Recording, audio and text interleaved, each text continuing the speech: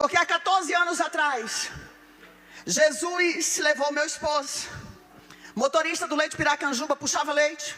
Uma bela manhã eu recebo uma ligação: missionária Neurilene, tu está em casa? Tô. A gente está indo aí, era os patrão dele.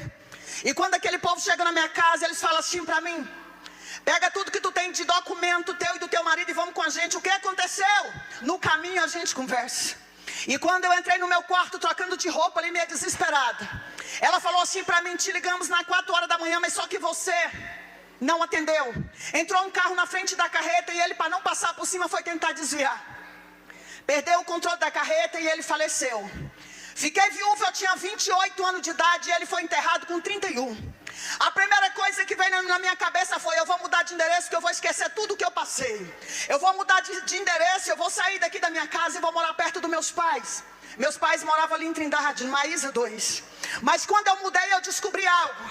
Você pode mudar para onde você quiser, porque muitas vezes a gente quer sair do cenário de tragédia, a gente quer sair do cenário de dificuldade. Mas Jesus me trouxe aqui para te dizer hoje: você pode ir para onde você quiser. Você pode mudar de igreja, pode mudar de cidade. A única coisa que te deixa de pé é a presença de Deus. Era só o começo do meu cativeiro. Porque há 14 anos atrás, meu filho mais velho, 16 anos de idade, um menino inteligente, um menino lindo, básico do inglês, falava tudo. Ele falava: mãe, eu vou ser o dentista dessa casa e vou cuidar da senhora. Só que a minha mãe, ela prepara um almoço, 11 de novembro, data do meu aniversário. E ela convida algumas pessoas, algumas missionárias. No meio dessas mulheres tinha uma mulher que bateu o olho no meu filho. E ela falou assim para mim: se eu fosse mais velha, 10 anos eu ia casar com esse menino. Essa mulher era mais velha do que eu, que era mãe dele.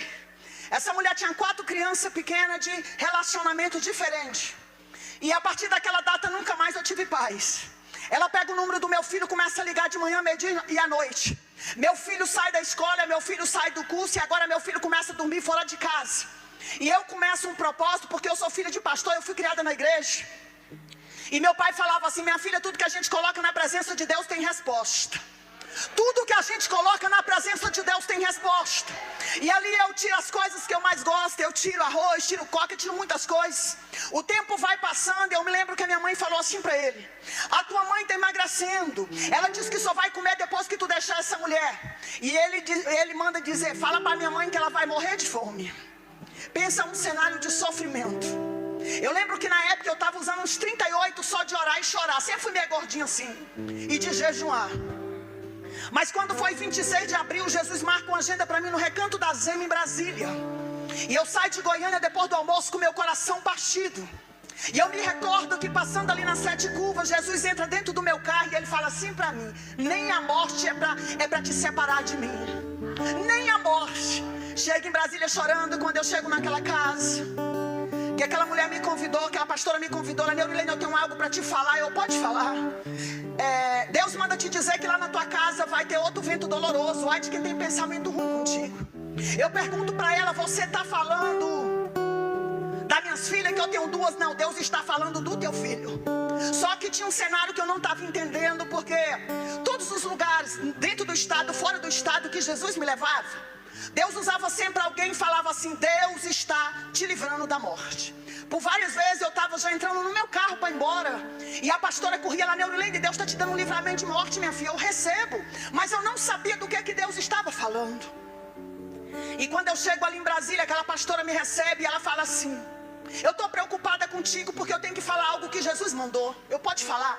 Deus mandou te dizer que vai passar outro vento doloroso na tua casa. Ai de quem tem pensamento ruim contigo. Eu pergunto para ela: você está falando das minhas filhas? Ela: não, teu menino. Só que na sexta-feira em Goiânia o céu já estava trabalhando, porque Deus sabe o que você suporta. Quem sabe você está nesse culto aqui dizendo: missionário, eu não aguento mais, irmão. Para estar numa festa dessa adorando é só quem suporta a prova. Para estar numa festa dessa dando glória a Deus é quem... ai, a Suri canta lava séria. E ali Deus leva meu filho para um culto. Meu filho senta nos primeiros bancos mais aquela mulher. E ali Deus usa um pastor do Pará que estava pregando naquela noite. E ele fala: aqui tem um rapaz que hoje é o último dia de fazer uma aliança com Deus, está dentro da igreja. Depois de 15 minutos, meu filho se levanta e fala: sou eu. Foi batizado com o Espírito Santo. Mandou um recado para mim porque era a rua de uma casa que eu morava. E ali tinha várias amigas que a gente fazia obra junto. E elas falaram: missionária Neurilene, tu tinha que estar aqui para tu ver o que Jesus fez. Meu filho foi batizado com o Espírito Santo e mandou um recado para mim que não estava mais em Goiânia. Fala para minha mãe que eu amo ela, eu sou feliz só a metade porque a outra é minha mãe. Essa mulher aluga um barracão muito perto da minha casa para encontrar com meu filho.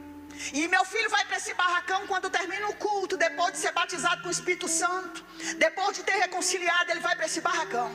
E ele canta até 2 horas da manhã o mesmo louvor. Longe do Senhor andava, nos caminhos de horror. Ele repete o mesmo louvor.